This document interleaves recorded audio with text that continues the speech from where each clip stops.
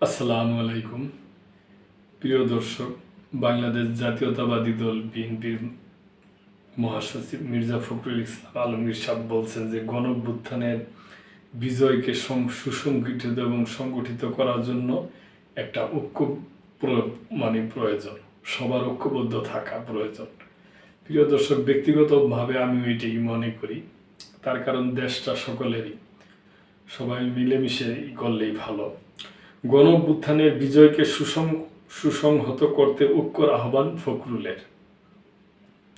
গণঅভ্যুত্থানের বিজয়কে সুসংহত করার আহ্বান জানিয়েছেন বিএনপি মহাসচিব মির্জা ফখরুল ইসলাম আলমগীর। মঙ্গলবার জাতীয় প্রেস ক্লাবে অধ্যাপক ডক্টর মাহবুবুল্লাহ ও তার স্ত্রী সালমা আলো প্রণীত গ্রন্থসমূহের মোড়ক উন্মোচন অনুষ্ঠানে এই আহ্বান জানান তিনি। মির্জা ফখরুল বলেন, মতপার্থক্য থাকলেও ২৪-এর গণঅভ্যুত্থানের ত্যাগ যাতে বৃথা না যায় সেজন্য সবাইকে ঐক্যবদ্ধ থাকতে হবে।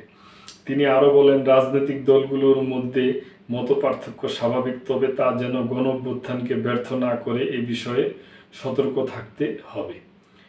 গণঅভ্যুত্থানে অর্জিত বিজয়কে সুসংহত করতে হবে।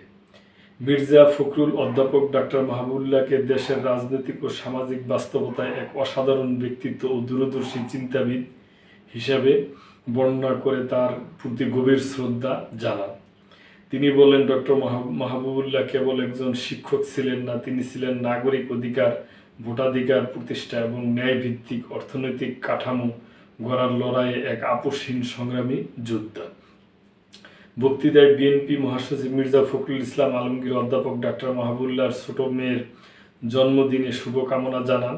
পাশাপাশি উপমহাদেশের নারী জাগরণের অগ্রদূত বেগম রোকেয়ার জন্মবার্ষিকী উপলক্ষে তার প্রতি শ্রদ্ধা জানান মির্জা ফখরুল।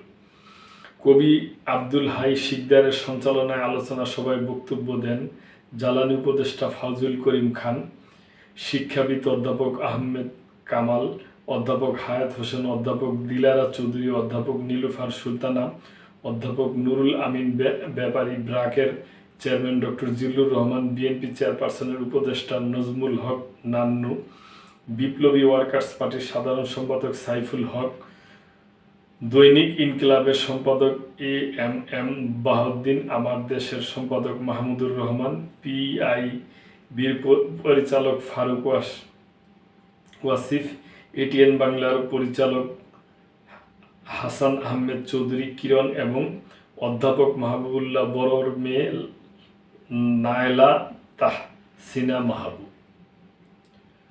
তো প্রিয় দর্শক, এটা আমরা মনে করি যে জুলাই অভ্যুত্থানের যে একটা হয়েছে, এই ঐক্যটা অবশ্যই ধরে রাখা উচিত, এটা যাতে ব্যর্থ না হয় এবং সবার একটা ঐক্যবদ্ধ প্রচেষ্টার মাধ্যমে সামনে ইলেকশন হইলে জনগণ যাদের ভোট দিবে তারাই সরকার গঠন করবে, এটাই আমরা চাই এবং দেশকে সামনের দিকে এগিয়ে নেবে।